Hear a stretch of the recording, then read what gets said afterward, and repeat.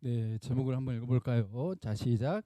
소속을 바꾸는 믿음. 네, 여호수아 2장 1절에서 14절까지 말씀으로 이런 주제로 함께 말씀 나누도록 하겠습니다.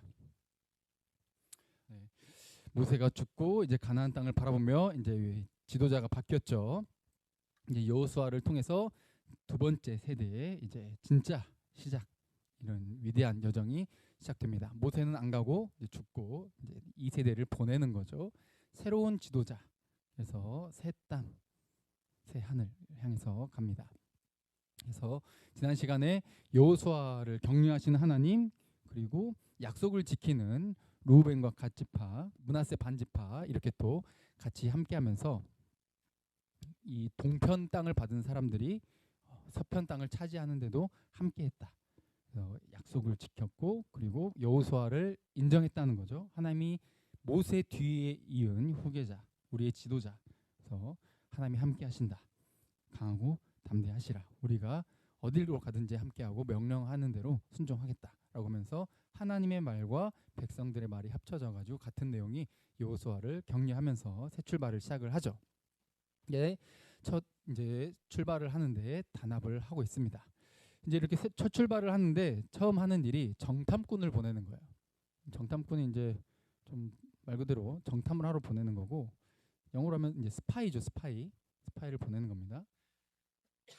하나님이 준다 그랬는데 무슨 정탐꾼이냐, 안 좋은 기억 있지 않냐 라고 하면서 뭔가 믿음 없는 짓이다 이렇게 생각할 수도 있겠지만 아닙니다.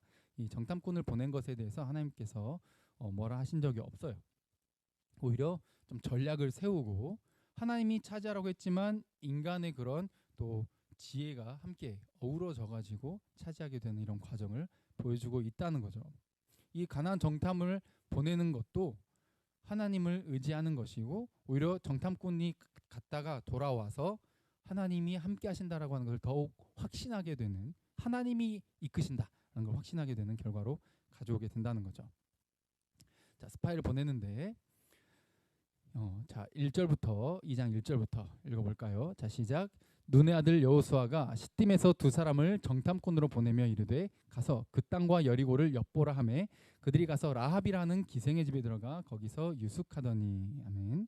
자, 눈의 아들 여호수아, 이제 지도자 출발하죠. 첫 임무가 뭐냐? 정탐꾼을 보냅니다. 스파이를 보내는데 시딤에서 보내고 두 사람을 정탐꾼으로 보낸다. 그랬을 때 모세 오경을 쭉 이제 읽어온 사람들은 이 시딤 하면은 떠오르는 에피소드가 있고 정탐꾼 하면은 떠오르는 에피소드가 있다는 거죠. 먼저 이 시딤에서는 바알보르 사건이라 그래가지고 모압 여자들이 와가지고 이스라엘이 그냥 안 넘어지니까 하나님이 함께 하셔가지고 얘네들 넘어뜨리는 그 수단이 뭐였습니까? 예쁜 여자를 보내는 거예요. 남자들이 예쁜 여자한테 약하니까, 그래서 예쁜 여자 말 듣고 같이 음란을 행하고 그리고 같이 우상을 섬기게끔 끌어들였다는 거죠. 그렇죠.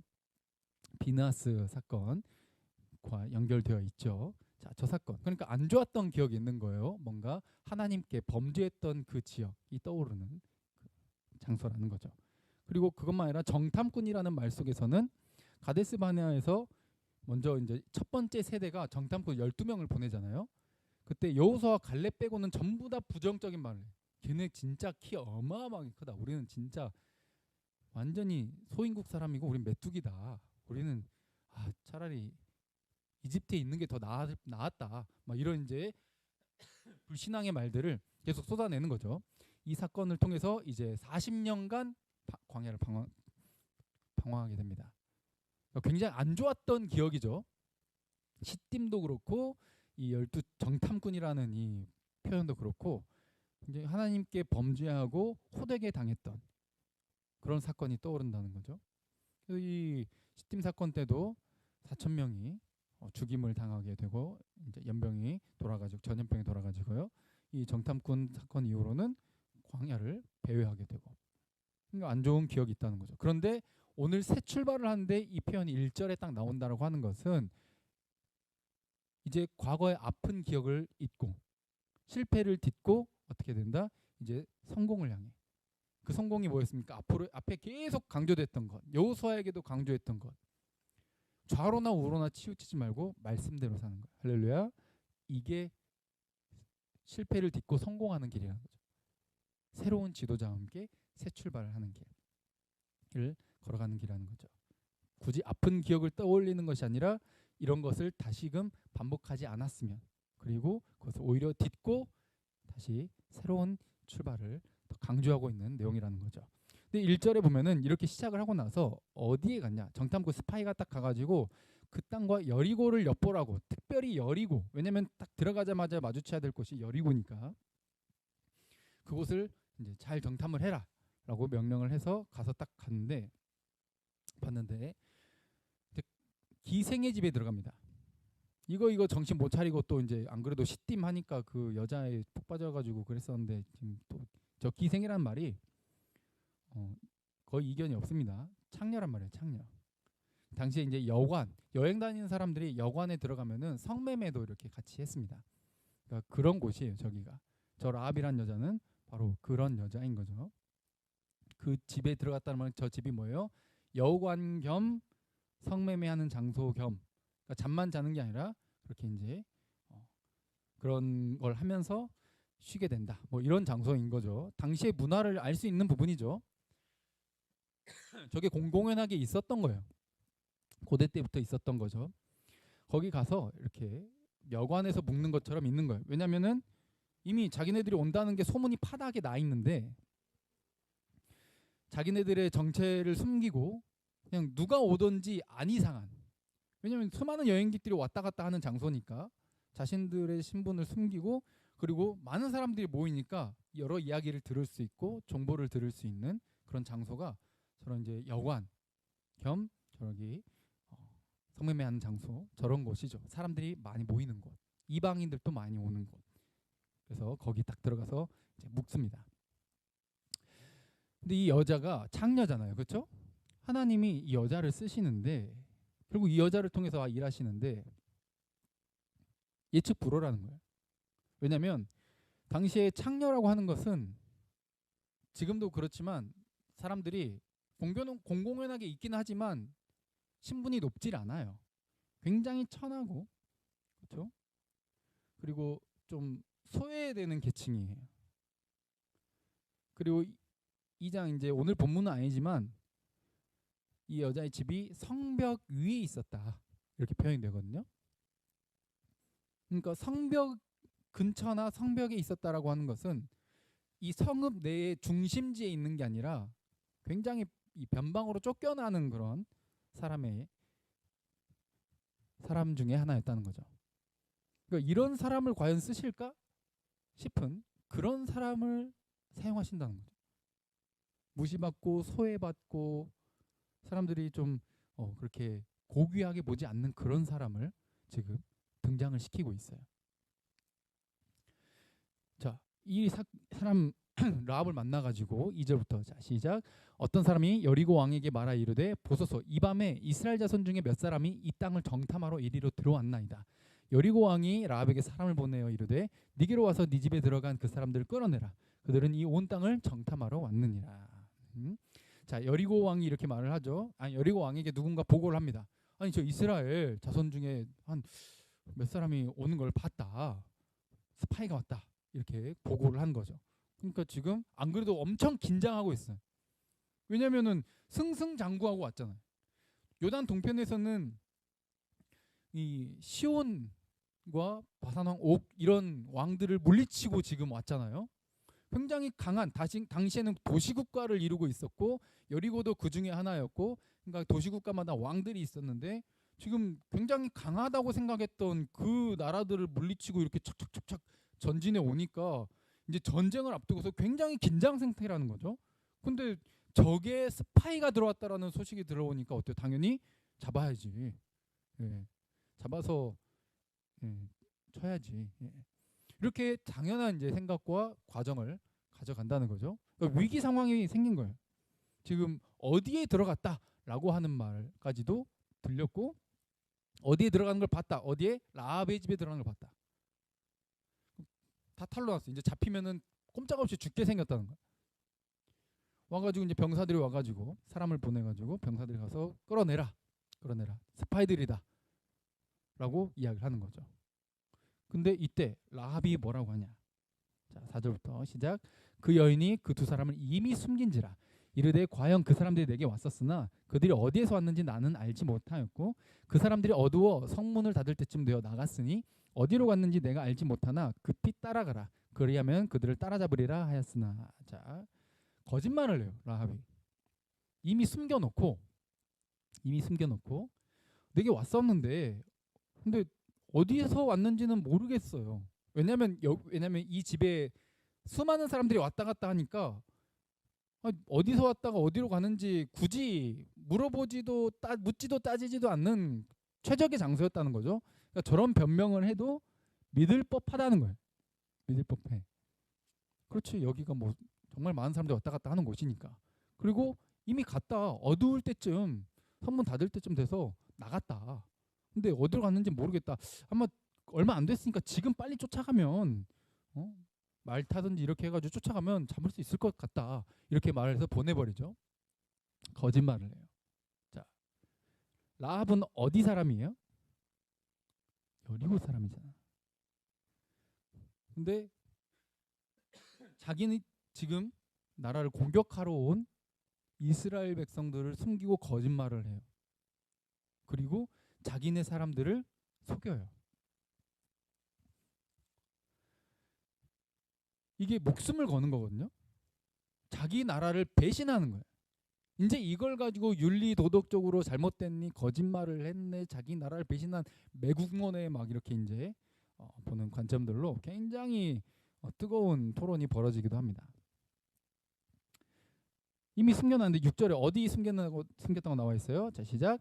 그가 이미 그들을 이끌고 지붕에 올라가서 그 지붕에 버려놓은 3대에 숨겼더라. 3대가 그 지금으로 치면 린넨 이런 거거든요. 이제 당시 걷어들여가지고 지붕이 평평해가지고 거기에 말려가지고 이 옷감으로 이제 만드는 데 쓰게 되는데 그걸 말려놓는 거기 사이에다가 숨겨놓은 거예요.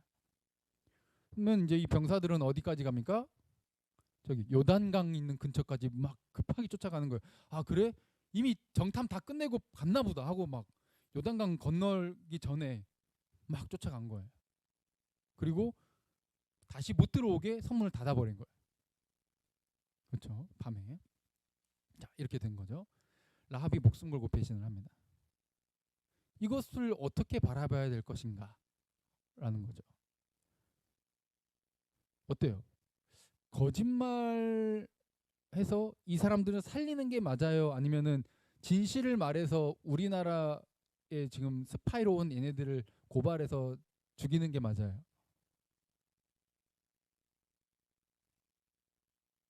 어때야 될 것 같아? 성경 공격하는 사람들 또 이런 걸로 막 엄청 좋아한단 말이에요. 이거 봐라, 이거. 이걸 가지고 막 칭찬하고 말이야. 성경 이거 틀려먹었다. 이렇게 아주 신나는 주제거리이기도 하죠. 근데 성경은 다르게 평가하죠. 또 때로는 이렇게 막 보기도 해요. 그래도 사람은 살려야 되지 않겠냐. 우선순위가 뭐냐. 좀 더 가치가 높은 게 뭐냐. 거짓말도 죄고 하나님의 법에 갖다 대면은 사람이 죽게 내버려 두는 것도 고발하는 것도 죄야. 뭐가 더 크냐. 차라리 거짓말을 하더라도 사람을 살리자. 그래서 라합이 잘했다 막 이렇게 평가를 하기도 하는데 어떻게 된 일인지 한번 쭉 살펴봅시다. 자, 라합은 이미 하나님에 대해서 들어서 알고 있어요. 라합이 지금 여관 겸 성매매하는 그 장소에 있는 사람이라고 했죠. 수많은 사람들이 왔다 갔다 해. 그러니까 이미 소문이 파다하고 이스라엘 백성과 그들이 섬기는 신 여호와에 대해서 이미 소문을 들었어. 이집트를 탈출했다는 얘기, 홍해 바다가 갈라졌다는 이야기, 그리고 이 요단 동편에 바산 왕과 시온 왕 이 나라들을 격파하고 지금 승승장구하고 올라오고 있다는 이 소문이 파다 이미 알고 있어. 이 사람은 정보를 듣기에 아주 좋은 장소에 있었던 거예요. 이미 들어서 알고 있었어. 자, 8절부터 그들이 눕기 전에 라합이 지붕에 올라갔다.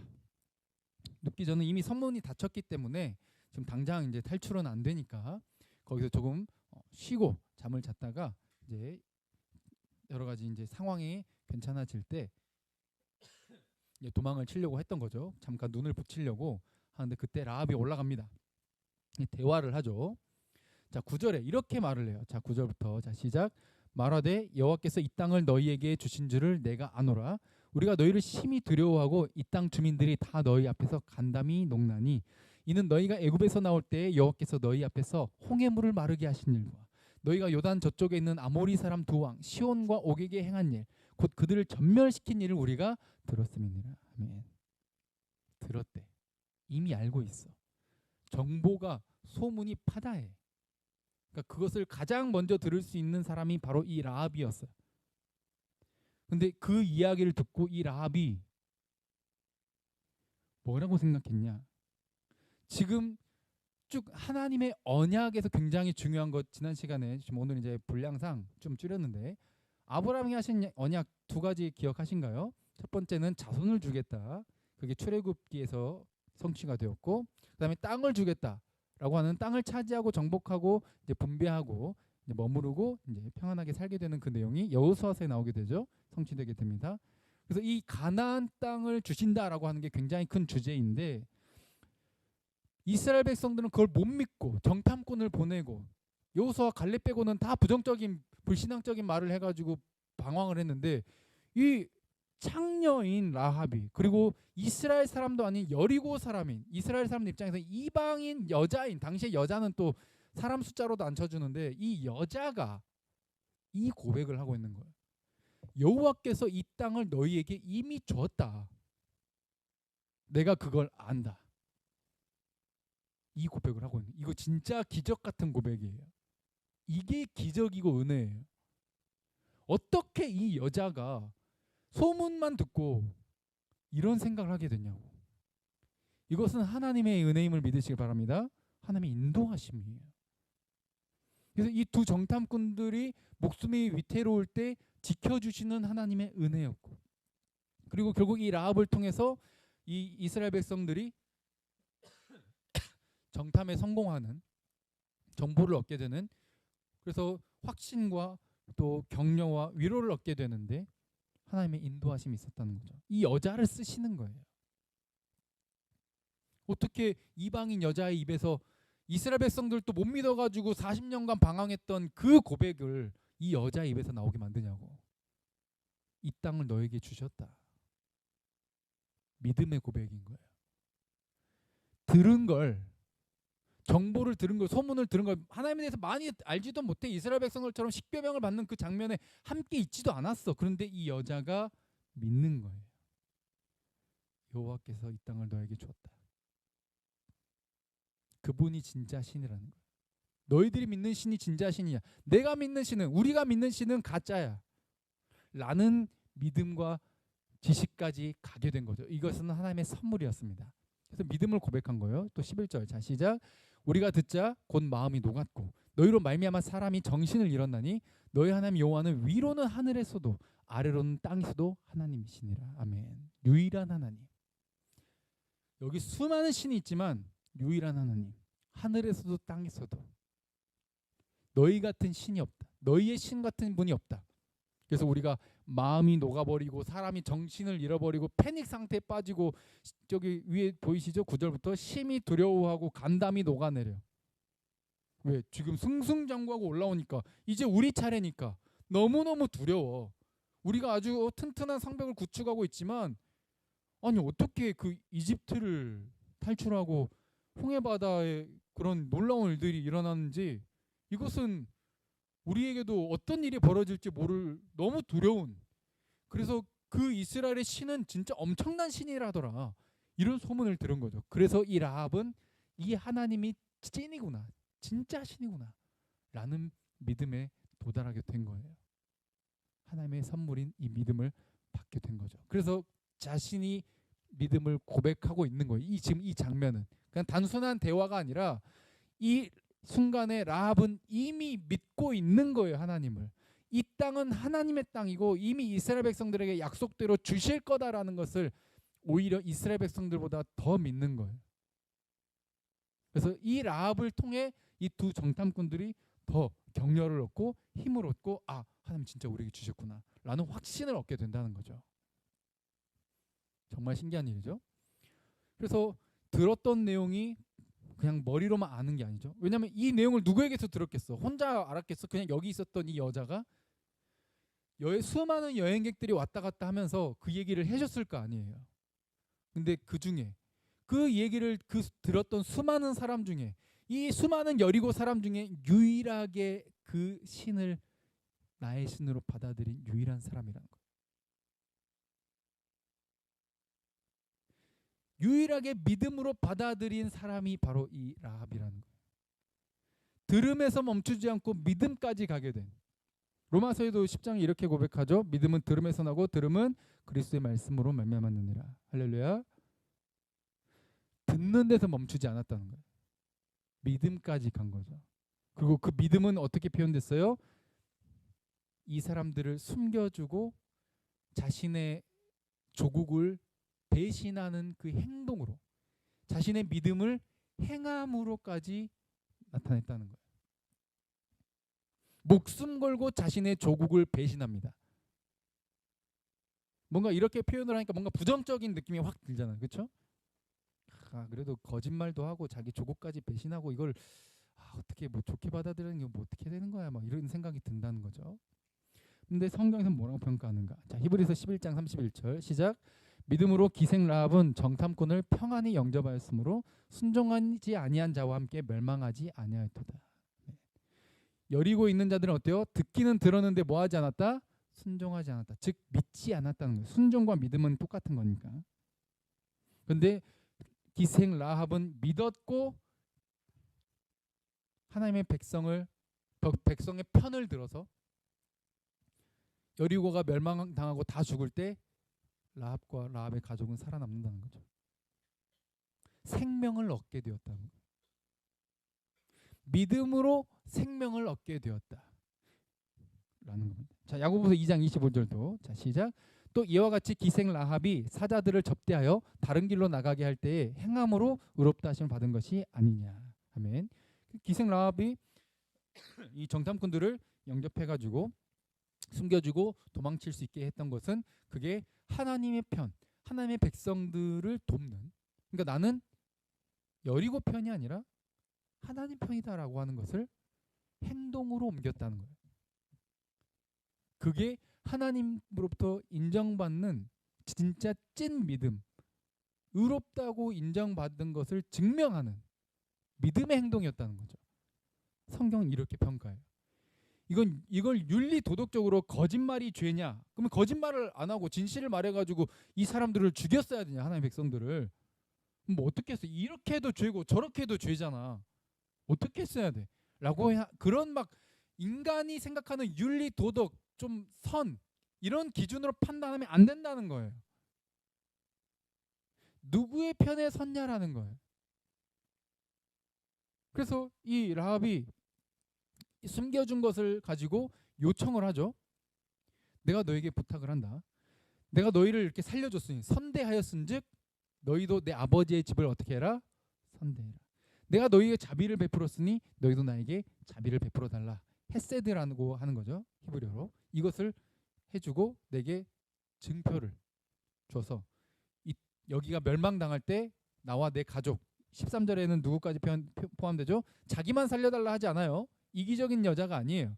나의 부모, 나의 남녀, 형제, 우리에게 속한 모든 사람들, 가족 전체를 살려달라고 부탁합니다.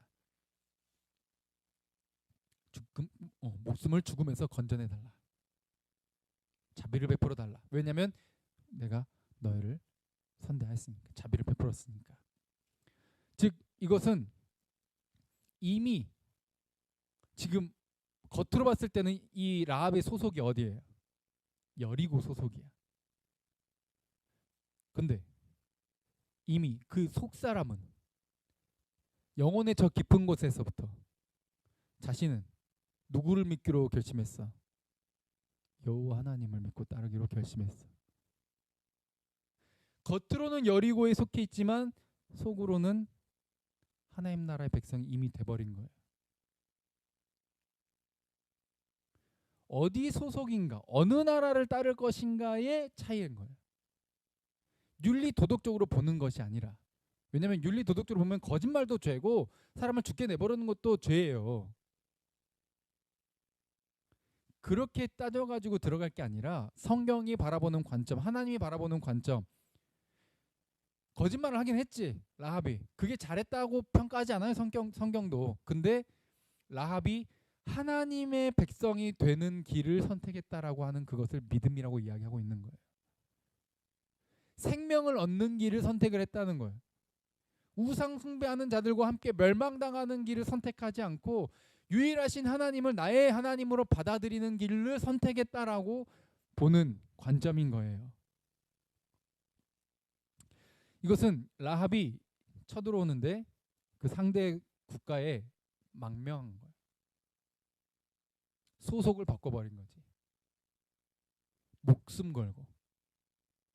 이건 매국노라고도 볼 수도 있겠지만 여리고 입장에서는 매국노지. 배신자고. 근데 하나님 나라 입장에서는 당시에 가나안 땅이 어떤 땅입니까? 보이시죠? 바알과 아세라를 섬기고 저 몰렉 신을 섬깁니다. 저 어린 아이를 산채로 불에 태워서 드려요. 그러니까 하나님이 가나안 땅을 보면은 몇백 년, 몇천 년 지금 참아온 그 아브라함 때 이미 말씀하시거든요. 아모리 사람들의 죄를 내가 지금 참고 있다. 근데 내가 더 참고 더 참고 꽉꽉 채워가지고 그냥 변명할 여지도 없이 그 죄를 내가 심판하겠다. 누굴 통해? 너의 자손인 이스라엘을 통해 이 가나안 땅의 백성들을 싹 쓸어버려가지고 내가 심판하겠다. 라고 아브라함에게 말씀하셔요. 이 역겹고 토악질 나오는 이 더럽고 추악한 문화를 가진 이 가나안 땅 이것들 싹 쓸어버릴 거다. 그래서 사람들은 어떻게 하나도 안 남기고 그렇게 싹 쓸어버린다고 말할 수 있냐. 하나님, 사랑의 하나님이라면서 어떻게 그럴 수가 있냐. 그 한쪽 면만 보는 겁니다. 하나님은 공의의 하나님이세요. 할렐루야. 잘못한 것들을 놔두지 않아요.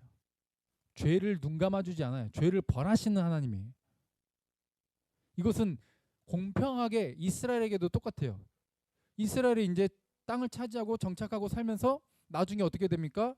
다윗 왕, 솔로몬 왕 그 이후로 계속 가나안 땅에서 하던 짓거리들을 자기네들도 똑같이 우상을 섬기고 잘못을 하기 시작하잖아요. 그러니까 어떻습니까? 이스라엘도 예외가 아니야.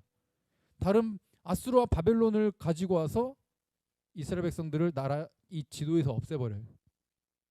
공평해. 하나님은 공평해. 하나님 보시기에 죄를 짓는 것을 절대 눈 감지 않아요. 그러니까 이것을 뭔가 윤리 도덕적으로 보려면 하나님의 입장에서 이 원래 살던 얘네들이 얼만큼 추악하고 토악질 나오는 애들인지를 알아야 돼요. 하나님이 이들을 벌하시기로 작정하셨고 이스라엘이라고 하는 백성을 도구로서 사용하시는 것이죠. 그러니 라합은 어떻습니까? 아, 우리가 섬기는, 우리가 이렇게 숭배했던 이 신들은 뭐다? 가짜구나. 저 이스라엘의 신이 진짜구나.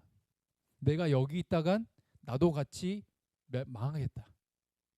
나는 이제 생명의 길을 택하겠다.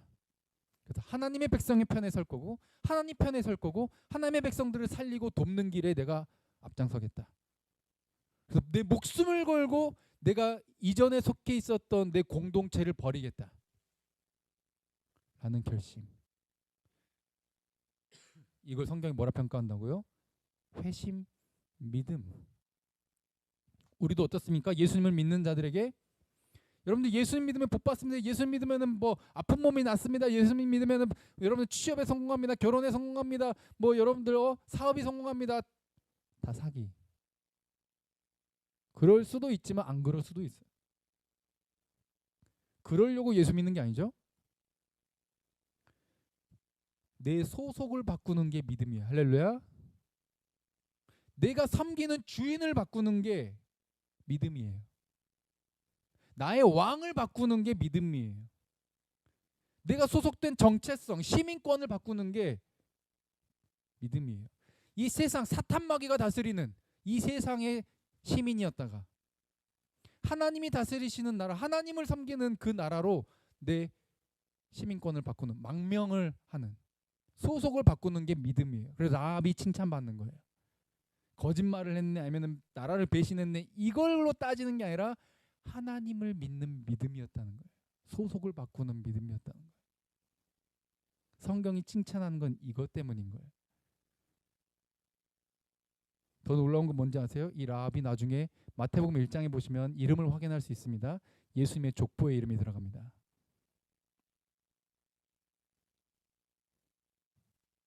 이 소속을 바꾸는 이 믿음이 세상을 바꾸는 예수 그리스도가 이 땅에 오시는 통로로까지 쓰임을 받게 된다는 거죠.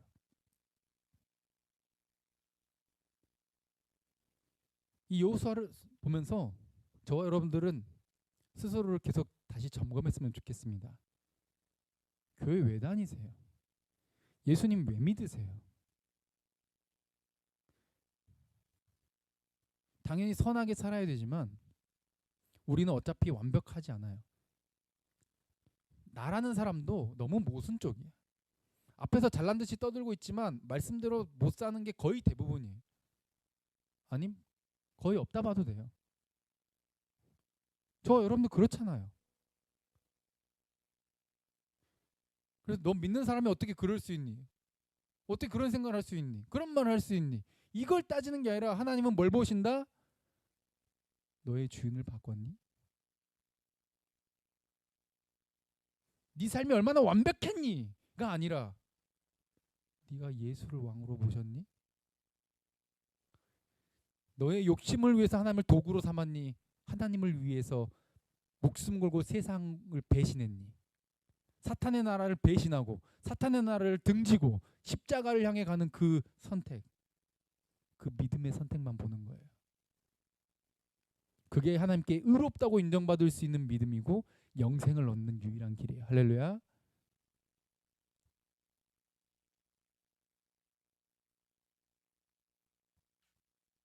이런 진짜 믿음이 되시길 주님의 이름으로 축복드립니다.